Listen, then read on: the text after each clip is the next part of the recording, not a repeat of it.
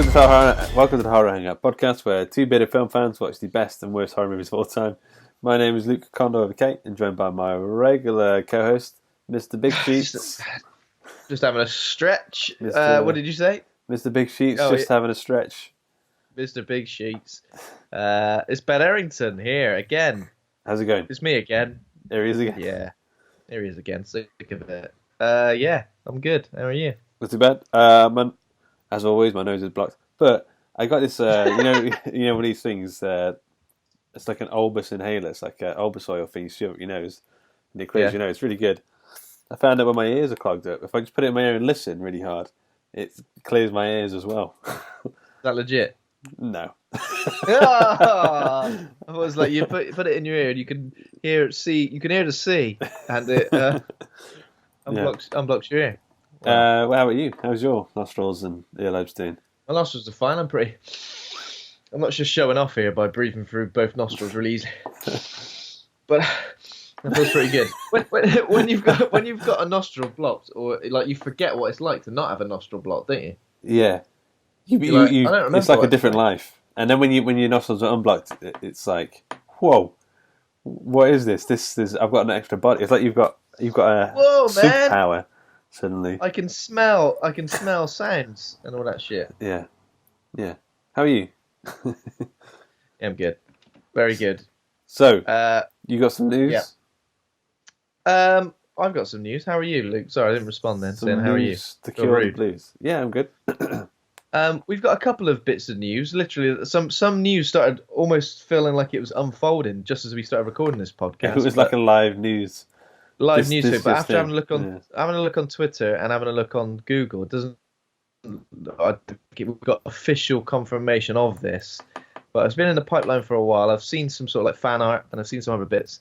So apparently there's going to be a Resident Evil show, possibly heading to Netflix. Looks like it's real.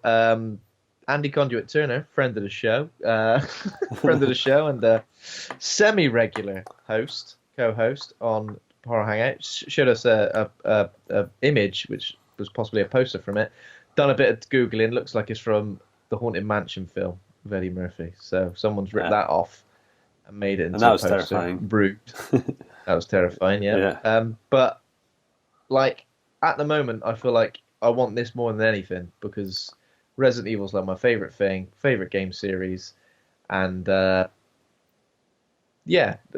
have this happen when the shitty films have existed would be great. And obviously, we don't know if this would be great, but I just want it to exist so that hopefully we can get some stuff based on the storylines of the games. Hopefully, fingers crossed, maybe. Yeah, I think it'd be good. I think it makes sense. I don't think it would look pretty stupid now if it gets like it's not going to happen. 10 years later, we look back and we listen back to all these episodes and be like, God, we were such boobs to get so excited in those 10 seconds. An idiotic boob I was 5 minutes ago. Yeah, exactly. So, according to a report by Deadline, Resident Evil's headed to television. Article goes on to say the team is looking for an animator, and the series will focus on New World Order caused by the outbreak of the T-virus. Well, an animator, isn't it? It's not going to be animated, is it? Unless they just want someone to animate the opening credits. We made a TV show. Well, I suppose if you're making a TV show, you don't just want one animator, do you? You want a whole studio. So maybe... Yeah. I don't know. Who knows? Who knows what's going on then? Potential Resident Evil TV show. What was the Event Horizon TV show? The other bit of news? Yeah, so we got some news that Adam Wingard is directing an Event Horizon series for Amazon. Amazon. How do you feel about that? I really like the film. It's been a long time since I've seen it, but I'm a big fan. I remember it really, really creeping me out as a kid. It's kind of like Hellraiser in space. So I mean, what's not to like about it? Exactly. We haven't watched this on the podcast, so perhaps we should watch it on the podcast. Yeah. And talk about it on the podcast. What do you think? Only if we do it on the podcast. Yeah. We've got like a free week next week, you know. It makes me sound like I'm trying to ask you out on a date. Oh, you know, we should go out sometime. Actually, I'm free tomorrow. Hey, I'm up for an Event Horizon. I'm going to event your horizon, whatever that means. Oh, Jesus. Don't do that. Be careful. Be gentle. Dangerous, yeah. So there's that. And then something I quite enjoyed seeing recently do the rounds is, now I don't know if this is a spoof or not. I hope it's real, but if it's not, then it's great as a spoof. So there's a spoof trailer for a WWE horror movie about killer tables. Ronda Rousey is the star. It's also got Devon Dudley in it. Obviously, he loves tables. Yeah. No Bubba Ray Dudley, apparently. But yeah, it's pretty funny. So tables are like turning up and attacking people, and Ronda Rousey is like shotgunning the life out of them and fighting them. And yeah, I mean, it is kind of ridiculous. A bit like Rubber. Okay, yeah. But you know, it's like an action film. The logo's great. I mean, the E in tables is a table on its side, like covered like blood dripping from it. But yeah, if you just go and watch the trailer, because it looks, you know, it looks ridiculous. If it doesn't turn out to be real, it will be disappointing. But there's also like a Killer Shed movie coming out, I think, or there's like Dawn of the Shed. Yeah. I think they're doing. You know what I mean? We've got Shaun of the Dead. There's Juan of the Dead, which doesn't really rhyme. Juan of the Dead. Yeah. I mean, I don't really Dawn of the Shed as well. I kind of feel let's get away from that maybe. You're like, that's just too far. There's, you know what? I mean, we need Juan, Sean. I'll have that. This sounds like one of my. Shed, too far. This sounds like one of my trivia things. The name game. Well, exactly. And if people are ripping them off, Luke, I'll be writing stern letters to people to say, "What the fuck are you playing at?" Yeah. God damn it. Any other news? That's it. I mean, there is other news, but there isn't any other news that we're going to discuss on this podcast because, you know. Yeah. Stuff in the guff. Have you done a stuff? Have you watched some guff? Well, I think we've both been watching like the same thing pretty much, haven't we? Not at the same time, unfortunately. That's sad. We've both been watching The Boys. The Boys. Did we mention this last week? I think I started watching it and I finished it this week. I think you're on episode 7, halfway through. Oh, no, that's near the end. I'm on episode. Yeah. I'm near the end. Yeah. It's a nice 8-episode. It feels like a great length. You know, I feel like if it was 10 or 12, I feel like it may start to outstay its welcome, because sometimes shows like this feel like they kind of, especially when they get towards the end, they kind of like circle the plot of the finale. Circle the drain. For ages, circle the drain. And then they go into the finale for the final episode, and like we just want to get there quicker. I think that's the best thing. So 8 episodes feels good. Just one episode. I wasn't sure. About an hour and a half episode, and I'm done. Like you can call it a film, whatever. Just call it a film. Call it a film. Just call it a movie, mate. Come on, stop making TV. No one's watching. Yeah. So yeah, I wasn't sure on this initially. It kind of had the vibe, and it looked like, I think, as I mentioned, one of the CW superhero shows like Arrow or Flash. Yeah. Which I've not really watched any of, but I just don't really like the look of them. They just don't really look like they're going to do it for me. Haven't heard enough good things about them to think, I'm definitely going to watch that. So it felt a bit like that. But then as you kind of get into it and you start to find out more about the characters, and you realize, you know, it's not a standard superhero thing at all.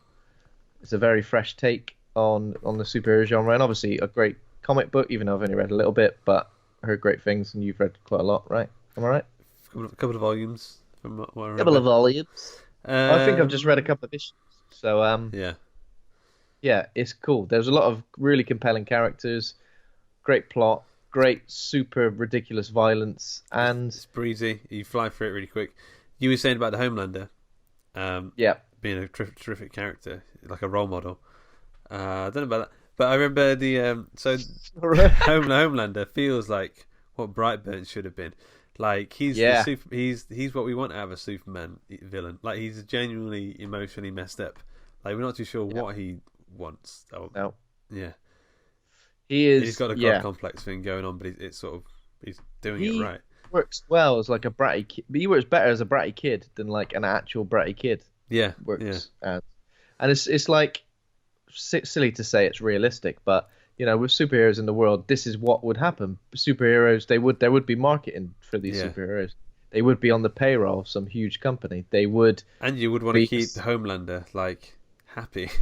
You'd be genuinely terrified, because if he does turn on you, you've messed up. Like he could destroy the planet. It's a very like sinister. Like you watch anything else with superheroes, and you're a bit like, oh, bloody superheroes, they do what they want, don't they? But in this, Yeah. you're a bit like, Jesus Christ, I'd hate to live in that world because you just wouldn't know what was going to happen or where to turn. Yeah. Well, the inciting incident with the way Wee Huey's. Is he called Wee Huey in this as well? It's called Wee I Huey don't in the think comics. I don't think he is called Wee Okay. Huey. It's a bit of Maybe a Scottish thing, Carl yeah. Urban's character. Carl Urban's character is like it's like he doesn't know what accent he's doing, and the characters around him don't know what nationality he's supposed to be.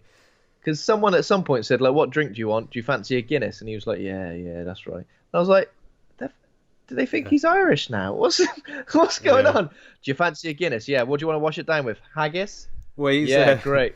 so he's doing the Cockney accent, but it's New Zealand Kiwi. I think there's parts where it lines up too Yeah. close to the way Cockneys say words, and it's sort of he Some loses words it. he says are not the way Cockneys talk, Or chips and and fish and chips, but that's a bit South African. South African.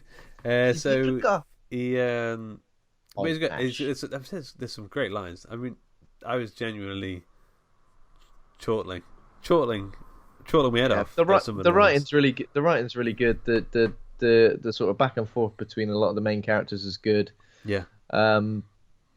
It's just it's a well written show, and obviously a lot of it's taken from the comic book, but I've heard it's not entirely the same.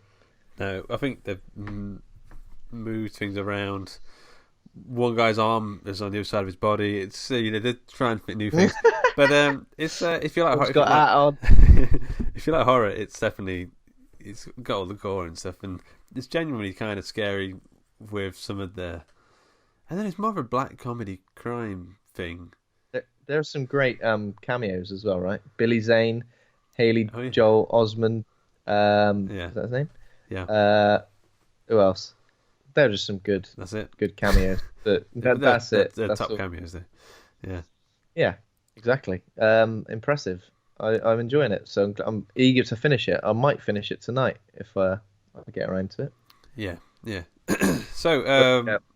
other than that though, I didn't really watch too much. I watched Blade, which is the film we're talking about today. What? Because Never heard of it, mate. what inspired this? Well, Mahershala. what inspired this was the reveal that Mahershala Ali is going to be the new Blade in the MCU Blade, which was announced like a couple of weeks ago at He's what? Comic Con. Mahershala. He's what? Oh my god! And I Yeah. kind of just I thought we should, and I've been really like delving deep into Wesley Snipes' behavior on not main. It wasn't on this one, I don't think. I think he really went apeshit on Blade Trinity. Blade Trinity. The one he didn't get anymore. Yeah. Yeah, but I just felt really fascinated, and I've kind of just been thinking about it. Been thinking about it a lot. I was just like, that's mad. Like, just imagine, Yeah. like working on a film set and him behaving in the way he did. So obviously the key elements are he wanted to be referred to as Blade at all times on set. Apparently, he only referred to Ryan Reynolds as that cracker. Wow. There was a particular scene where he needed to open his eyes, and he refused. So they had to CGI open eyes onto his closed eyes. I mean, that's just mad. Yeah. Like, imagine if you're the director, Blade, for fuck's sake, come on. It is insane. I was reading in researching the trivia. I was reading there were times where he would come on set and he said, "I don't feel like Blade's going to be talking much today," and they were like, "Oh, it's one of those days where he just isn't going to say." But they said like it didn't matter because his personality really sold the Blade character, which I've got to say, Blade is a wicked cool character. Like, he plays him so perfectly. There's a couple of moments where he gets a little bit sort of cheesy. There's a bit when he goes, "Oh yeah, what the fuck?" But like, there's a lot of like cool moments. A lot of cool moments. There's cool moments. Stephen Dorff as Deacon Frost is like a great villain as well. This obviously is thought of to be the film that paved the way for Marvel to really take over the MCU. To take over like cinema and make the MCU, because obviously before this, what did we have before this? Like a shitty Captain America film. I remember liking that as a kid. The well, I think this was this before X-Men and the Spider-Man films as well. Yeah, so X-Men was 2000, Spider-Man was 2002. Yeah. I think Blade 2 even came before both of those. Before Blade, before Blade 1. Blade 2 came before Blade. Wow. They started with Blade 2, and then they went for Blade 4, and then Blade 3, and then Blade 1. It was confusing for everybody. Triple H Blade. Yeah. I was going to say, oh yeah, so there wasn't any sort of comic book movies that were sort of doing well. Marvel was almost in liquidation, so they were selling off their movie rights, which they've now mostly got back, I believe, to Fox with the X-Men stuff, Sony with Spider-Man. Wesley Snipes was hot off he was doing really well in his career, Demolition Man, and I don't know if it's White Man Can't Jump, but there's something else that he was very good and big in. And then he was massive in it, mate. He was at least 8 foot tall with it. Yeah, well, they stipulated they had to film him from the ground up to like make him look bigger. But so he was massive, and I read that he took a gamble on this film. No one sort of believed that this was going to be a success because Marvel were just not the Marvel we know today. But at the same time, this is for Marvel to take a punt on this. Yeah, it's not obviously it's a superhero film, but it's not like it's an action horror. You know, it fits. Like you wouldn't watch it if you didn't know who Blade was and the history of the character in comic books. You wouldn't necessarily watch this and go, "Is that a comic book character? I've got to find the comic books." You just think it was, an action horror, vampire-y, kung fu, sword fighting thing. Yeah, you would. Yeah. Yeah, you would. So, have you got some information about the film? Yes, indeed. So, Blade is a 1998 American superhero film directed by Stephen Norrington, written by David S. Goyer, based on the Marvel Comics character of the same name. A half vampire, half mortal man becomes a protector of the mortal race while slaying evil vampires. So basically, Blade is a Dhampir, who's a human with vampire strengths, but not their weaknesses. So he's like a Dhampir. Is that what they call him? Dhampir, apparently. Yeah, Dhampire. Oh, Dhampir. Creatures a result of a union between a vampire and a human. I don't know. So it's good you get the good parts of it. Because imagine you're just a human, but you're also had all the weakness. You don't like garlic. Yeah, bloody hate it! I don't know what. This pasta got garlic in it. I'm melting, literally, physically melting. You can't go in the daylight. I know some people like that. There's real life vampires out there. Goths. The Goths. Goffs. Goffs. Goffers. Yeah. Okay, so I mean, this film, IMDb 7.1 out of 10. Apparently didn't do too well with the old reviewers. 54% on Rotten Tomatoes. The audience score is 78% though. I mean, we kind of grew up with this. I mean, I was 10 when it came out. This and The Matrix were like the action movies we put on all the time growing up. I loved this stuff growing up. It has dated a little bit. There's like a lot of drum and bass. Yeah. A lot of thumpy sort of that sort of thing. Yeah. But then go on. I watched the Matrix trilogy recently, and there's like a rave scene in that. Yeah. And I feel like rave scenes are dead and buried. We don't need another rave scene in cinema unless rave makes some sort of resurgence. Yeah. I mean, I'm sure it's doing absolutely fine in certain pockets of culture, but we don't need another rave scene with UV and people's bodies gyrating against each other.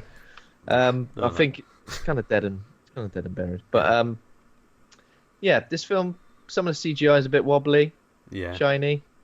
Some of the fight sequences are all right, but some of them get a bit. There was one bit where I was like, they're just doing the same move over and over again. It looked like I was watching a computer game, like someone was button mashing. Because at one point, even the final battle, I feel like is a bit disappointing. Okay, but there's a bit of Mortal Kombat style special effects. Right at the end where the skeletons pop out of the skeleton. Yeah. I was like, that's like Mortal Kombat. There's also that thing that's kind of dated with the. They used to do it a lot where they like show a cityscape and they speed it up. So it's like a sped up city, people moving and cars flashing through and stuff. We don't really do that anymore. Yeah. I mean, there's some great characters in this. Obviously, Wesley Snipes as Blade, Stephen Dorff as Deacon Frost, Kristofferson as Abraham Whistler, Blade's mentor. Yeah. So here's the thing. You haven't mentioned Dr. Karen Jensen, played by Bush Wright, and I think that's because she is one of the dullest characters. Yeah, yeah.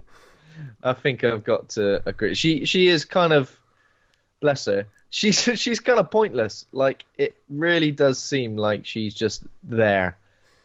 I mean, there are a couple of parts where she's involved, and I think that's a pretty cool scene or a pretty cool sequence. But her, unfortunately, I just didn't believe. Like, there's not really is there like a love story between Blade and her? Because it doesn't quite feel. No, not really. I feel like maybe if there was more of that, she might have been a bit more interesting. But she's kind of just there and turns up at all the same places as Blade, and then she serves a purpose, obviously, towards the end to basically give Blade power and energy to go into the final battle. But apart from that, she's a bit naff. There's some good Donald Logue as Quinn, like one of the minions of Frost, who like keeps losing limbs and stuff. Yeah. I mean, he's pretty awesome. Udo Kier plays a vampire elder. I mean, oh yeah, of course. You can't really get better than Udo Kier as vampire. He's been a vampire before, right? Surely he's been a vampire before. Yeah, surely. I think he's been Dracula in something. He's just he looks like a vampire. I mean, there's no way around it. He just looks like a vampire. Oh yeah, he played Count Dracula in Blood for Dracula in 1974. Is that the Andy Warhol one? I don't know, actually. Maybe. And I'm sure. Oh wait, he played Captain Varna in Dracula 3000. Dracula 3000. Shadow of the He played someone in Shadow of the Vampire. So he's been in a lot of vampire things because he looks like a vampire. Yeah. Sorry, mate. I mean, I know he knows it. He's made a career out of it. He's done fine. But he does. There's something vampiric about him. Yeah. And then, I mean, there's a good sort of reveal with a certain character towards the end of this film as well, which I kind of forgot about. I forgot about it already. I don't know what you're talking about. A certain relative of Blade's. Oh yeah. I remember. Oh yeah, we'll talk about that, mate. Spoilers for Blade, the 1998 movie, throughout. Yeah. So the plot. What we got? We start off with sort of flashback, intro, prologue scene. Woman getting bit by a vampire. Also, that reveal that you mentioned, which we're sort of talking about now, it kind of throws up some crazy questions about who is he his dad? It's strange. It throws up a crazy question, but also it throws up a crazy question as what can you remember as a newborn baby? Because Blade keeps having flashbacks to when his mum died as he was being born. From the eyes of a doctor.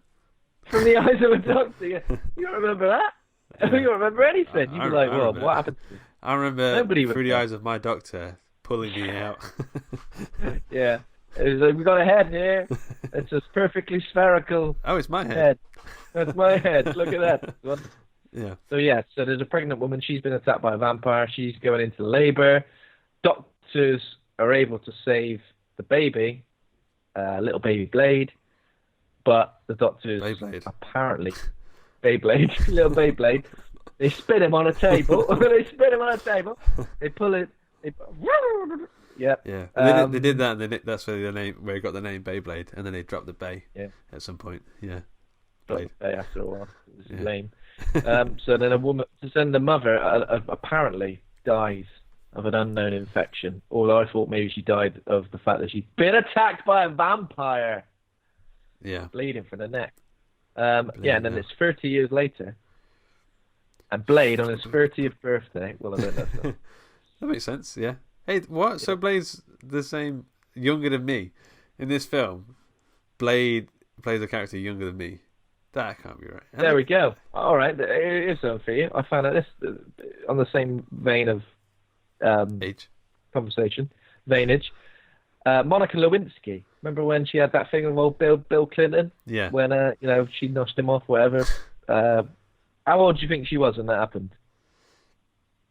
Well, probably 28-ish or something, I guess. 22. That's young. That's young. Her life got ruined when she was 22. Yeah. Although she seems to be doing all right now. Does she? She's like Chat to her lately.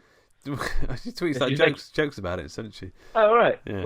Well, apparently they're making the next American crime story series is going to be about that. About that? Well, last time they had O.J. Simpson killings, and this time it's about... O.J. Simpson. Then it was the murder of Versace. Now it's thingy getting noshed off. It's Bill Clinton getting noshed off under the table in the Oval Office. We're going to see some prosthetic penises, I hope. Yeah. So basically, there's a guy driving a car with a woman in the passenger seat, and she's like, "Woo!" And he's like, "Where are we going, man?" And doesn't she grab his knob at some point and say something like... Yeah.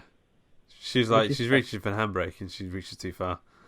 She grabs his knob and goes, "What's this here? You got a maggot in your lap." A maggot in your lap. You going fishing? And he goes, "What?" Yeah. So yeah, she takes him to like a secret Detroit rave club, which is just like in the middle of what is it like? It's like a meat packing factory. But then they do, as they're walking through, they wheel past bodies, like human bodies, and he's like, "Ooh, what's that?" And she goes, kisses him. And he forgets what he's saying. Yeah. Is that a dead body? Oh, I've forgotten what I was thinking now. You give me a lovely kiss. I'd like to see like Jason Voorhees use that tactic to sort of, you know, put people off of his trail. Just give him a quick smooch. Slash. So this guy is dressed like, so he basically looks like white Samuel L. Jackson. He's got like one of those Kangol caps on backwards. Yeah. You know the one I mean? He's got like a nice looking shirt. And he sort of goes into the rave where everyone's enjoying themselves. The woman automatically goes to like another woman and starts dancing with a woman. Takes the top off, yeah. And he's a bit like, "Oh my God, what's going on?" He automatically realizes, you know, this is not a nice place to be, because I think Deacon Frost walks past him at one point and gives him the eyeball. Everyone's kind of looking at him like he's food. Yeah. And then suddenly there's a sprinkler system comes on, and you know what it is, don't you? Drugs. It's blood. drugs gone at speed. Ecstasy. It's blood. And I kept thinking, is that human blood or is that animal blood or is what is it? Well, it's a big waste. I mean, it's just a massive waste. Well, I mean, if this is like human blood, let's say, and I mean, if it was like meat, imagine all that money's worth of meat slapping out on the floor, going to waste. No one's going to lick it off the floor, and all like if it all gets down in the armpits and stuff, that's you're not going to drink that. We don't know how thorough vampires are. You know, they might want to stay there all night, literally sucking every bit bloody orifice off. Yeah. Yeah. So then that happens, and the guy looks like he's going to be getting murked. Some of the vampires start attacking him, and suddenly, big bad blade turns up.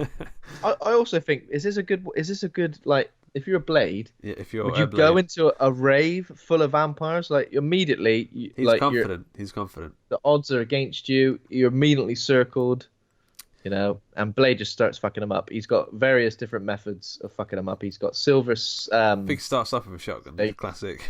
Starts off with a shotgun. Yeah. He's got Uzis. He's got his hands got kung fu. Obviously, sunglasses are always on at whatever point. Yeah. If anyone knocks them off, that'll be it. Wesley Snipes has got. I think he must have been doing martial arts for a fair bit of his life, because when he is like, it looks like he's putting some power behind his kicks and stuff. He obviously knows what he's doing. I can imagine if Wesley Snipes acted the way he did, as we know on the set of Blade. Yeah. I bet he was just kicking people for real. Probably. Yeah. Yeah. And they go, "Oh fuck!" And he goes, "If you can't deal with it, mate, get out." I'm Blade. Yeah. What do you expect? I'm Blade. So yeah, he basically saves the guy who's going to be killed, and then right at the end of this particular massacre of vampires, Quinn, who is like Deacon Frost's right-hand man, he kind of like pins him to the wall with two stakes, and then lights him on fire. Yeah. I don't know why. I don't know why he doesn't just kill him. But maybe he thought he was killing him by lighting him on fire, because that's what I'd think. If I lit someone on fire, vampire or not, I'd think dead. Well, the fact that he doesn't just kill him ends up killing one man for definite, because when he goes to the morgue, and Quinn wakes up and he drinks the blood of the mortician. The mortician. and he attacks the other one as well, the woman. Yeah, so he attacks young lady.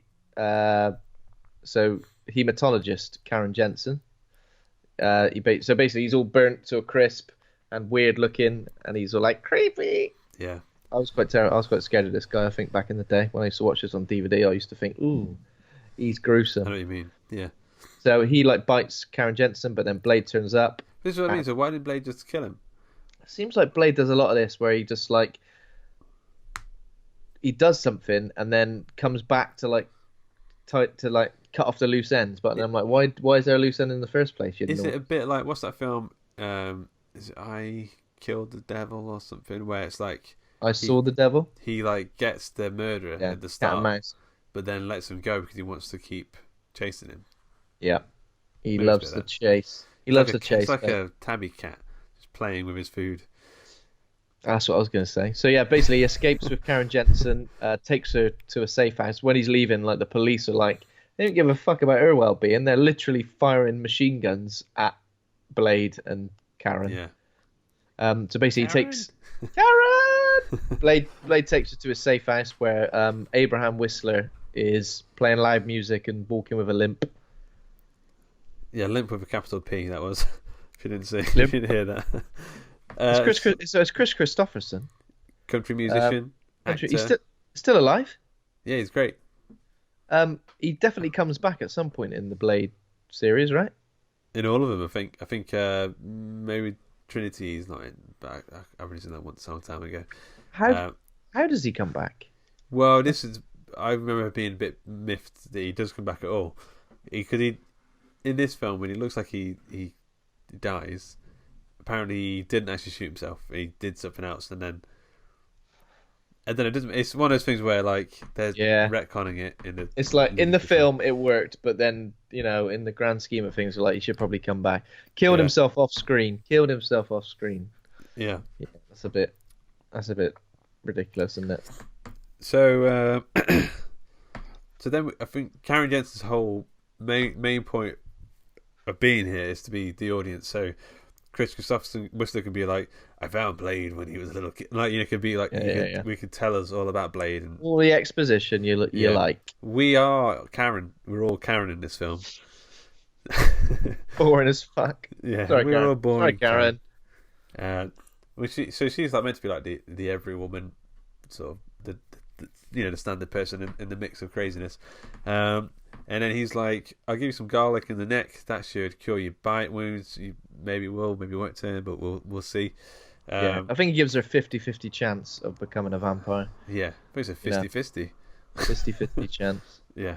So basically, he basically explains that him and Blade have been waging a war against the vampires. Yeah. Sunlight, silver, all that nonsense. But then he says that Karen's been marked by this bite of the vampire. Now. Yeah. So like you should just fuck off because you're gonna get mugged off. Yeah. So I think as Blade drops her off, he says at this point Blade's been pretty cool throughout, but he's not like said anything super cool. But then he says something like there are worse things than vampires out there, and she goes like, "What?" And he goes, "Me." But he does it in that sort of very cool. Only someone as confident as Wesley Snipes could pull off that line quite like that. There are worse things other than vampires. Me after 4 beers. Mate, fucking mental. I would like to see Wesley Snipes play Blade, but in the same way he plays the character in White Men Can't Jump. Do you know what I mean? Like, like really over the top. That would be good. So now we get like a meeting of the vampire elders where Frost, who apparently isn't like a pureblood, like he was turned, and that's why the vampire elders treat him like he's a dirty, rotten muggle. Yeah. And he's got some like weird plan to like incite a war between vampires and the humans. But obviously they're like, you're a knob. You're a knob, mate. Just admit it. But he's looking through these old secret vampire texts, and then Udo Kier, maybe this is a bit later on, but he'll explain the backstory. Udo Kier is like, no one's been able to decipher that for thousands and thousands of years. And Deacon Frost is like, but I've got a computer. And he's like running his computer through it, so it's blipping through the program. It's basically just like generation boomers getting owned by millennials. This film, right? Exactly, even though millennials didn't exist in 1998, but they're basically going, "Hey, what you doing? No one's got time to read all of the history of the world." And he goes, "Well, I got the internet here, and I just scroll through it all on Wikipedia." So this is pretty harsh. So he obviously Udokir doesn't like this guy. So he also if Udokir is like the vampire elder, like he must have security up to the nines. I think one thing I noticed about this film is that the vampire elders are portrayed as a bunch of absolute wimps. You think if they're vampire elders that are pure blood vampires in this, they should be absolutely, brutal. They should be Dracula level. They should be able to hold their own, but they're kind of treated as just like fodder for this villain to elevate this villain who isn't even a pure blood vampire, to elevate him as being like a major threat to Blade. Yeah. So it's a bit kind of lame, I guess. And also, what are we supposed to believe, that half-blood vampires can like protect themselves from the sun just with like a bike helmet? No, it's like sun cream. Sun cream stuff, yeah. Sun cream, and then when it gets when the sun fully rises, they have to use. I mean, that's like almost Twilight glittery vampire level shit, right? Well, it's rewriting the vampire myth a little bit too. Yeah, a little bit too conveniently. Exactly. Yeah, too conveniently. Stick a bit of sun cream on. Why are you putting so much sun cream on before you go out? Factor 3,000. Factor 3,000. You never know. Are you a vampire? Oh yes, you've had me there. I am vampire. I am vampire. So they take what's his name? They take his teeth out on the beach. They say, "Have you ever seen sunrise?" And he says, "No." And he says, "What?" Never seen it because I was born a vampire. Yeah. Oh, you keep going on about it. Yeah. I've never seen it. I've only ever seen a picture of the sunrise, and even then, I was made me feel sick to the stomach. Yeah. Well, this one blows him up. I remember the special effects are actually kind of. So this doesn't look like CGI. This looks his like face stop collapses and like it looks crazy. Yeah. You remember in Evil Dead? Remember when they're like decomposing at the end of Evil Dead? Yeah. It kind of like, all his flesh falls away, sort of like Raiders of the Lost Ark style, and then he explodes. And it reminded me of a little bit of 30 Days of Night. Remember when Josh Hartnett's character watches the sun rise and he kind of just turns into a black, crispy man? Yeah. I mean, it was good. So one of the vampire elders is dead. We're taking Deacon Frost and his crew. We're taking it seriously now. Well, so the rest of the vampire elders, Deacon Frost is like, I'm in charge now. And everyone else is like, and then everyone else goes, "Oh, I'm a pure blood vampire, and I'm just gonna listen to you, am I? Oh, what a wimp!" Yeah. Okay, so Blade drops her off back at her house and says, "Don't worry about stuff." There's quite a cool bit where she's in the lift, and she thinks some people are following her, but they're not. They just happen to have the vampire tattoos on the backs of their heads, but they're not following her. Yeah, they're not following her, and they happen to be like they acting really strange. spooky. And she turns around at one point, and they go, He says something to her, doesn't he? What's your problem, bitch? I don't know. So I don't know if it's that. No, I think it was like a nice thing. I think it was like, what do you? Don't be scared. We're just some creepy guys waiting for you. I think that's it. Anyway, she gets in and she gets attacked by a police officer, right? Krieger. Hey, Krieger. Yeah. I think it's the same guy who plays Mike. Not Mike. The policeman who Phoebe goes out with in Friends. It's not, but it'd be nice to have that guy in it. That'd be a weird crossover, wouldn't it? Yeah. Shared universe. Blade and Friends. Shared universe. Yeah. So he's not a vampire, is he? He's a familiar. He's wants familiar. To be a vampire. He's very familiar with vampires. Yeah. So he's like obviously a human slave, basically. If you like, when people say, "Have you ever heard of vampires?" He'd be like, "Well, I'm familiar." I'm familiar with them. And he'd know, but no one else would know. And they go, "They're bloody scary, aren't they?" Familiar, yeah. You could say, "I'm familiar with them." And then Blade turns up. He's done the old, let her go. I use her as bait. a bit stupid, to basically lure this familiar to him, because this familiar is trying to kill her to obviously impress his vampire buddy, who is Deacon Frost.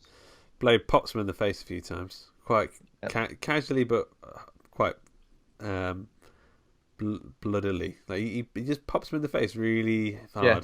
And doesn't he follow him? He loses him at one point, and then manages to catch up to him again in the club. So I think Karen does something that makes him sort of able to get away, and then he's like, "Karen, you better wake up, you bitch," because Karen, you're ruining this whole movie for me.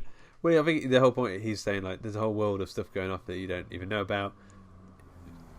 You need to wake up. You need to wake up and smell the coffee, darling. She goes, well, sorry. Well, exactly. Yeah. I've just been here living my life, and you're the one, half man, half vampire, going around with a samurai sword. Fucking hell. So he has got a samurai sword as well, which if you grab it and you're not Blade, it does a little and then some little spike come out. There's a bit it flips people off like that. There's a bit where a guy picks it up, a vampire picks it up, and Blade, he gets a little cheeky glint in his eye, like a jackass person waiting for a plank to go off. Yeah, that's it. That's the face. Yeah, and then Blade's got it on video camera and he's uploaded it. I've got it on video. Were you filming, Whistler? No? Oh, for fuck's sake. You've been framed, £250 down the pan. But Blade catches up with Krieger super quick in the car. I think they use fast forward effects on the car to make it go faster. And then he goes to the club, doesn't he, where it's like a weird Asian vampire club. And so there's like K-pop girls performing on stage, loads of old like Japanese dudes watching and enjoying. Basically he follows Krieger, and what does he do? He beats the living shit out of Krieger more, and then he's like, "Where's the?" I don't know. He says like, "Where are you going?" or something. And he says, "Where is she?" Yeah. Well, yeah. And then so he says in the fridge, and then he continues to beat him up, and he goes, "No, I'm serious." In the fridge, opens the fridge, goes downstairs, and I think this is where we meet Pearl, right? No. I think that's a. What does he go downstairs to? He goes downstairs and there's like the vampire text in these sort of like glass cabinets, right? The Book of Erebus. Yeah, and then Deacon Frost turns up with his crew and obviously captures Blade, and they start fucking him up a little bit. Oh, but in Whistler. That's when one of them goes to use the sword and gets his hand off. Yeah. And then Whistler turns up and saves him, which is nice of him. Okay, so and then they get away. I think they go back to the safe house. I don't even know what. Yeah, so there's some stuff here where we sort of find out that Blade's using this serum, which is trying to succumb his desire to drink blood, and Karen, with her hematologist skills, is kind of doing some experiments to try and work out some sort of vaccine for him to be infected, but then learns that like it won't work. But she's like, I'm confident that I can cure your bloodthirst forever. She does the opposite. She goes, whoops, I was trying to make a cure, but I've made a thing that explodes blood. Oh, no, I've made it even worse. So at some point while Blade's out, getting a kebab or something, Deacon Frost and his men attack the hideout. I'm not sure how they find this hideout. Do you remember? I don't think they say, but he sniffs it out. Deacon Frost has got a cracking nostril. And just one. He's like, he's got one good nostril, one useless, pathetic, worthless nostril. It shouldn't even be on his face. Yeah, he's got one nostril and one yestril. The nostril is is the closed one, obviously. So they take Karen with ease because she's a hematologist. What's she going to do? But with Whistler, when they shoot his leg, they don't kill him. We don't see what they just sort of rough him up. I think they leave him in a bad way, and he's like, when Blade gets there, he's underneath a sheet covered in blood. He's underneath a singular Andrex Kleenex tissue. It's just over his face, and Blade goes, where's Whistler? And then when he sees the tissue, he takes off. He goes, there you are. So Whistler's basically pretty much dead, apparently, for whatever reason. Although we know that he's not because of Blade 2. But he basically says, give me your gun. And he gives him the biggest, most ridiculous handgun you've ever seen. It's within like a fifth of a second, he goes, hand me the gun. And he goes, whoosh. Shoves it in his face, like in his mouth. Oh, wow. Yeah. And then basically as Blade walks away, we hear the boom of Whistler supposedly committing suicide. But we don't realise he just made that noise with his mouth. That's what we find out in Blade 2. So this time it's personal, Yeah. So oh yeah. So Blade does all the stocking up. We get montage. I mean, this film does sort of go into those action movie cliches, but I kind of like that it does all this stuff. It's got him arming himself up. He needs to go rescue her now. He's got a mission. He's making bullets. That's like a cliche thing of like action movies. He's making the bullets. Seeing that he's prepped. I think he does a little meditation next to his sword, and then he kills his plant for some reason. I don't remember why he does that. It just severs the roots. That he's hard, isn't it? It's like burning your boats. I think we did miss the bit where Blade and Karen met the fat one. What's the fat one called? Pearl. I can imagine he is in that basement behind the I think he's in that basement. So they torture him. He's a massive, large, terrifying, horrible voiced beast, and they torture him quite harshly with this UV torch. Really, they ask him something, and they switch it on for a long time. I was like, whoa. Yeah. Like, no one plays a good cop, bad cop routine in this. They just torture the fuck out of him. And they basically cook him till he's dead. But that was before all this nonsense happened. So now we're into the sort of final act of the film, right? Yeah, it's Neo and Trinity going into the bank. It's that sort of scene. Yep. Yeah, there we go. And that's a great scene, isn't it? So yeah, basically Blade goes to Frost's penthouse, and when he gets there, we get the big reveal. Is that Blade's mum isn't dead? She exists, and she's only copping off with Deacon Frost, isn't she? And she lives in his bed coffin. She lives in his bloody bed coffin. How'd you get one of them made? Where'd you go to get one? I don't know. Argos. DVS, whatever that thing's called. DFS. DBS. The V's for vampire. Yeah. I don't know what they're doing. Yes, sir. The sleepy vampire. Okay, vampire sleepy. So the big reveal. Mommy. He goes, mommy, and then he goes, and then he like collapses into a whimpering baby. Like when you think about it, he shouldn't recognise her because she died in childbirth, so he'd have absolutely no idea what his mum looked like. Yeah, but he saw it through the doctor's eyes. But yeah, exactly. His memory, his flashback is through the doctor's eye, which is mental. It doesn't make any sense. Even if she was like, I'm your mum, he'd be like, no, you're not. No, you're not. I don't believe you. You're a vampire. Yeah. My mum died of a strange infection. This would make more sense. Now, I know the story of Blade, his mum does die in childbirth, but this would make more sense if, like, I don't know, his mum died when he was like 10 or something, so he remembered what she looked like, or died when she was 10. Yeah. But yeah, so it does throw up a few questions. I guess I did think for a second, wait, is Deacon Frost her dad? But then Deacon Frost says that he's the vampire who originally attacked her. Yeah, so when I mean the dad, I mean like he's the vampire dad. Like he's the one who made Blade in a way. Well, yeah, he is. Yeah. There we go. I don't mean when I said a dad, I don't mean a real dad. I mean a vampire dad. Yeah. We got dads, stepdads, vampire dads. Yeah, it's a new world. It's all sorts of dads. So while Blade is sucking his thumb and that like revisiting childhood trauma, he gets stabbed with loads of cattle prods. Yeah. And they're like, sound like they're oiling him up. And he goes, call me Blade. And his eyes close, but they go, open your eyes. He goes, I ain't going to do it. For the rest of the film. Yeah. I ain't got eyes. Blade hasn't got eyes today. So they capture him. They put him in they go to this temple. We don't know where this temple is, where it's come from, but it's a giant vampire temple.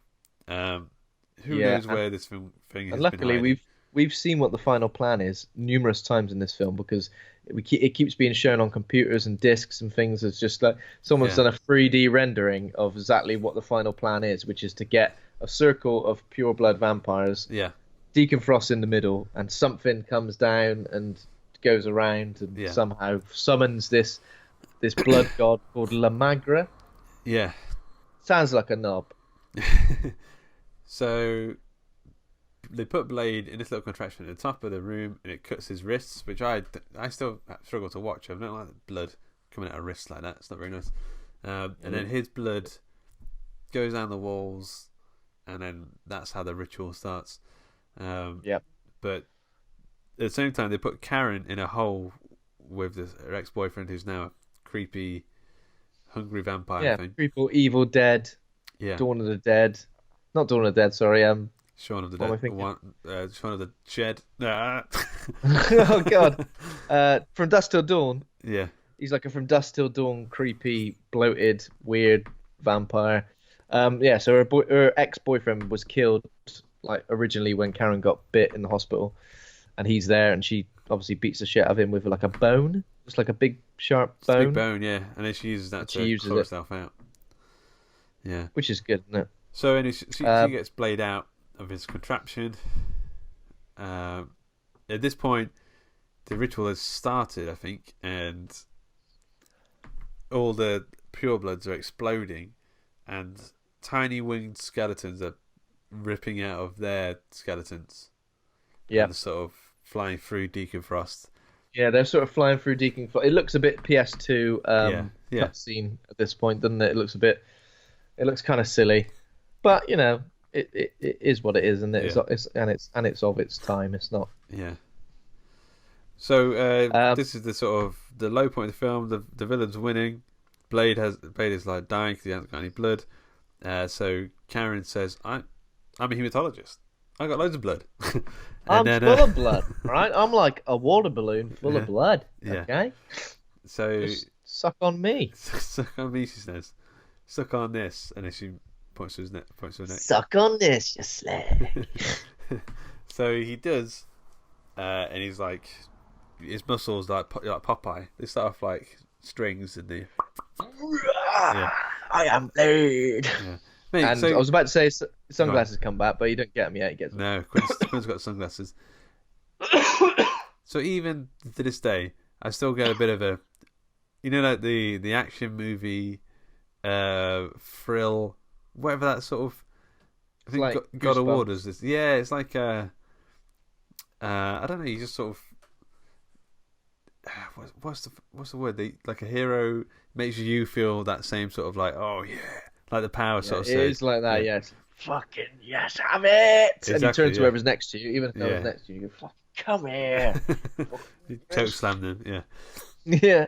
So he jumps right down the middle of this thing, does a superhero landing, and then Quinn attacks him, and he sort of quite casually whips his head off, sunglasses fly in the air, catches them, puts them on his head, and it's cool. And the fact that throughout the film, you know, Quinn has sort of been there constantly. He's lost various limbs because of Blade, and the fact that, you know, it looks like maybe Quinn's going to get a little bit of revenge here. Nope, dead. Immediately. So he basically kills all of the minions. He goes on a rampage, and he's like ripping throats out. He kills people just by kicking them too hard in the chest. He's on at one point he just goes, "I'm Blade," and they all just. Yeah, that definitely does happen. Yeah. And then he goes up against his mum as well. Oh yeah, his mum turns up, tries to, you know, cut him down, and he just goes, right, you're not my mum anymore. You're a bloody stinking vampire. Yeah. So kills her. That takes in the logic of. The Buffy Vampire Slayer uses this thing where the vampires aren't. It's almost like you're possessed by a demon soul now, and you are no longer the human that you were before. Mm-hmm. But that's the logic there. Like, you're not my mum anymore. You're now this vampire thing, this other thing. But that's obviously not true because he isn't. Do you know what I mean? he is the halfway point. So surely he should be more Return of the Jedi, and he should be able to. Yeah. But no, that's not the. You can't win. It's weird that she's kind of evil, isn't it? Because unless we're led to think she's been kind of almost brainwashed by Deacon Frost all over the years. Maybe, yeah. Like and that Blade sort of sees vampires as like you're ruled by your first, so you are a threat, essentially, not just to me but to humankind. So you deserve to die just because of that. So Blade's kicking all sorts of ass. Karen gets a bit of a thing. She shoots a shotgun at. She uses like a garlic spray on this woman's head, and which works really well. You know, I thought garlic spray might melt their face a bit, but it makes this female vampire head explode. Well, they realised that they could do the head exploding special effects a little bit earlier on in the film when they first tried out those bomb things, those blue gel things, and they were like, "That was awesome. Let's do it again." So they started doing it for loads of things, and then right at the end, I mean, we'll get to it, but he gets in a big sword fight with Deacon Frost, who isn't Deacon Frost anymore. No, he's basically the blood god. He obviously cuts off his hand, and it kind of just comes back. Cuts him in half at one point, and he gets sucked back together, which is when Blade does his iconic mouthing of the words, "What the fuck?" Yeah, it looks pretty dumb. I mean, it looks pretty dumb. But this sword fight, I don't know. Yeah. This sword fight was a bit like they kind of just went clink, clink, clink, clink, clink, clink, clink, clink, clink. Then one of them would duck, and the other one would swing, and then clink, clink, clink, clink, clink, clink, and the other one would duck. It felt like this bit really did feel like a boss battle in a PlayStation game where you're just like mashing the buttons. There wasn't much going on in this fight that kind of made me feel like Blade was ever on the back foot. Well, I think this was a reshoot. This bit, I read that originally they were going to have La Magra as a CG big blood thing, so I don't think there even was a sword fight. But then I think when they filmed it, they were like, "That doesn't work," and it looks crap. Is there? I don't think there are any points during the film where we're made to think that Deacon Frost is good with a sword either, right? Well, he picks up Blade's sword, and you know how to turn the timer off. Yeah. So probably cracking with swords. If he had a sword and he did a bit of sword play himself throughout the film, it would have made him as a threat. If he just constantly had a sword and was like whipping around whilst he was talking to people. I really fancy an apple. That's right. Yes, I can. Oh, I can't eat human food. Yeah, but you're right. But I mean, it's the blood god, isn't it? I think at that point, that's cracking with swords. So yeah. Okay. But I don't know if you feel like this, but I never felt at any point that Blade was on the back foot. I never felt that there was a genuine threat to him. I knew he was just going to kick his ass, and then he beats him fairly easily. Well, so he loses his sword. No, sorry. He realizes his sword isn't going to do anything, but then he looks. There's a bit where it zooms into his blue gels, which are lodged in the wall. He throws his sword up there, and he manages to use that timer thing quite coolly to pop it open, and he catches them. And he's like shurikening the guy. I think he boot one into his head. Yeah, he throws and kicks the last one, which hits him straight in the head. Yeah. And then obviously he turns into a big CGI mess of blood and blobs and all this shit. Yeah. Blood and blobs, and then explodes, but not a drop of blood goes on Blade. It explodes everywhere, but Blade's just like, I'm fresh and clean over here, mate. So I don't know if the ending that I saw was different to the one I sort of remember. I might be getting it mixed up with Blade 2. I seem to remember her dying at the end of the film, Karen, but she doesn't. And maybe I'm thinking of the end of Blade 2. Yeah.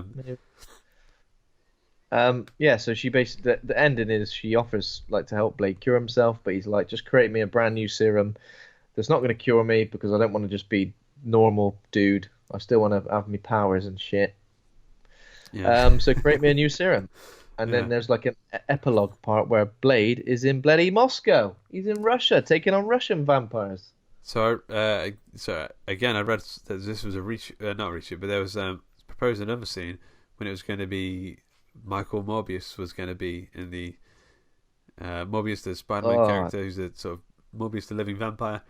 So that would have been like a Marvel credits teaser, well before that became a thing. That would have been great. Well, Yeah. Jared Leto is going to be Morbius, but I think that's going to be a Sony film, right? So it's going to be like from the same makers as Venom. So we might not even get a crossover again. Pull your finger out, Marvel. I can't say I know that much about Michael Morbius, so I remember a lot about Michael Morbius from the animated Spider-Man cartoon. That's the only aspect of. Also, I remember Blade being in the. That's where I knew Blade as well from the cartoon. Because he turned up, didn't he, trying to kill Morbius? Yeah, and he also didn't have a sword, but like a baton with like electric. It's like an electric baton. Oh yeah. Do you know what I mean? Because I don't think he could have swords really in it. Can't have swords, mate.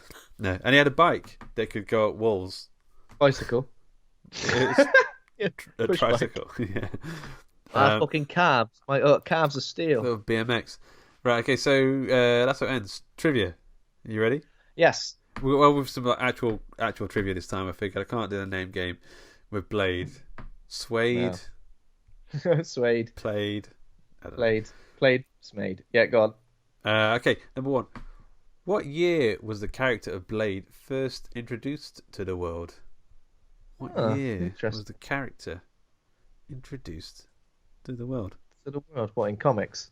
Yeah, that would have been the first place, yeah. I don't know. Maybe like the early 70s? 71? Oh, okay.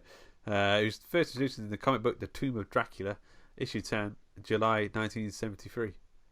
Something about it, I was like, I don't think it's going to be the 60s, mate. Or something about it, I don't think it's going to be the 60s. Yeah, well, you're right. 73. Number two, what was Blade's original superpower? So he wasn't quite what he is now, but he had a superpower. What was his original superpower? Did he have blades that came out of his eyes? Yes. I don't know. Is it something pretty standard, or is it something pretty out there? It's kind of lame, I guess, really, in the scheme of things. Could he like see in the dark really well? No. That'd be a cool power if he just ate carrots all the time. So his original power was he was immune to vampire bites. So like he wasn't a half vampire, I don't think, at that point. He was just immune to it, yeah. And most of the bug bites.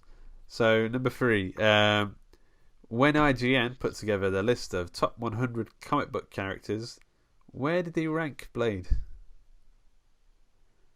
Or if they even did? Let's say like 35. That's going in high. They ranked him at 63rd, and they were saying he's the most successful of the horror comic book characters. Wesley Snipes be fuming. Yeah. Number four. Okay. What is Blade's real name? Is it Scott Wold Teeth and Sharp, Mr. Big Tats, Tita Tata, Derek Eric Brooks, Alton Towers 2, the guy who stabbed me, or Blade? Alton Towers 2, the guy who stabbed me. Are you alright?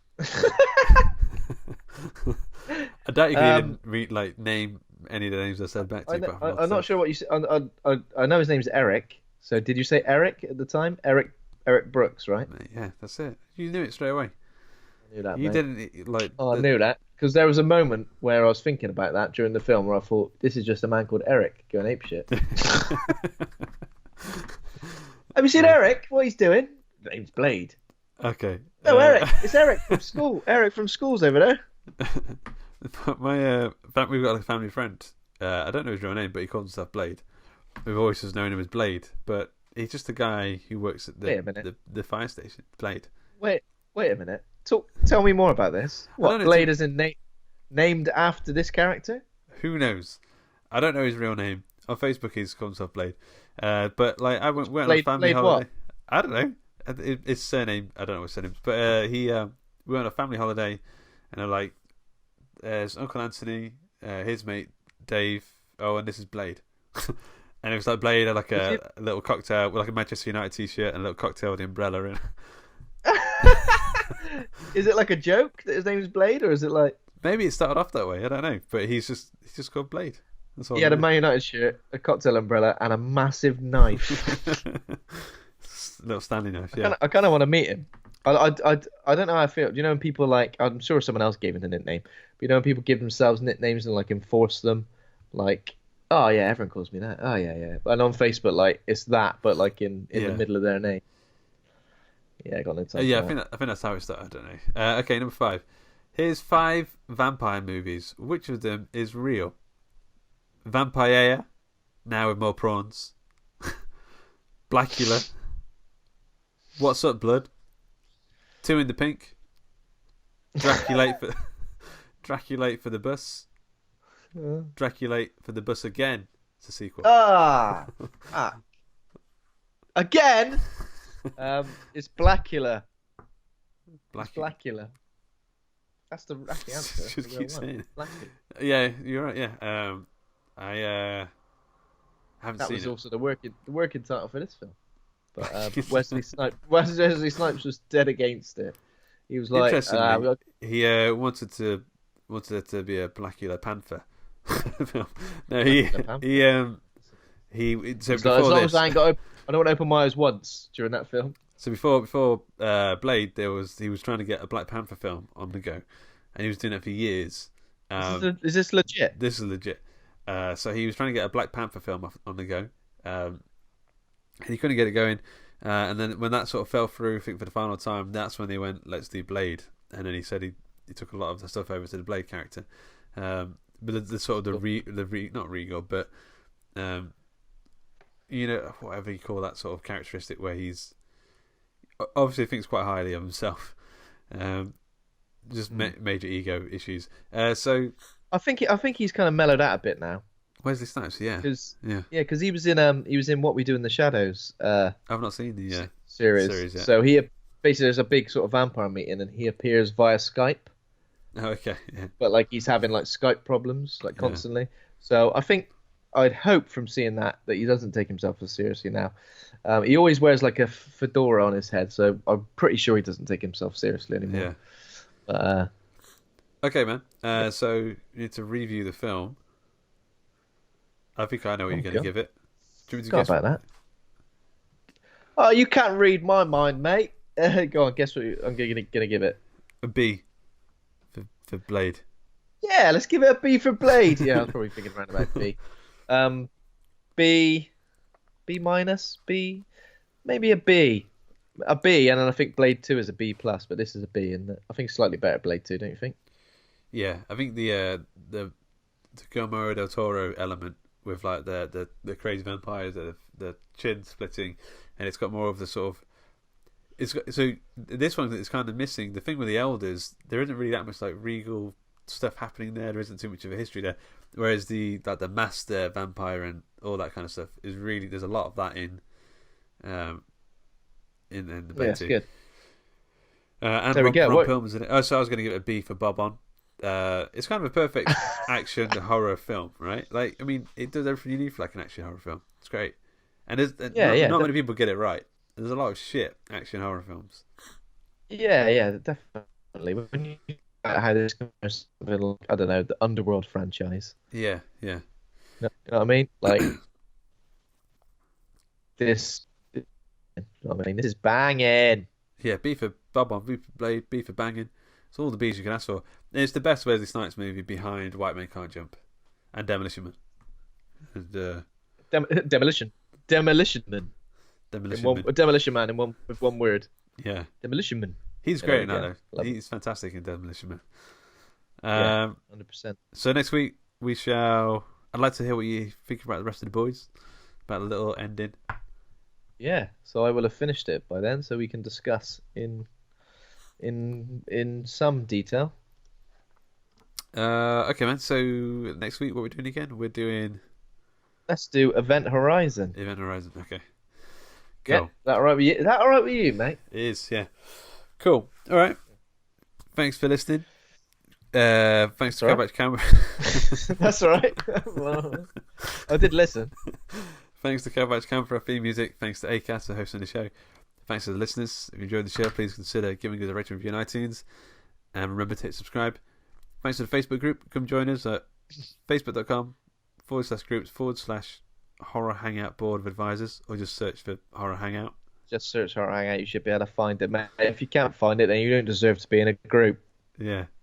You must be like a vampire elder or someone who doesn't know how to use technology. You square. Yeah, you're square. Why don't you go and watch a sunrise or something? Yeah. What do you call them? Luddites. You're Luddite. So, Yeah, bloody Luddite. Thanks, man. Thanks, my co-host Ben, for being a right hard dude. Thank you very much, Luke, for also being a right hard dude. Cool. All right. We'll finish up by pressing the stop button. Why not? Bye.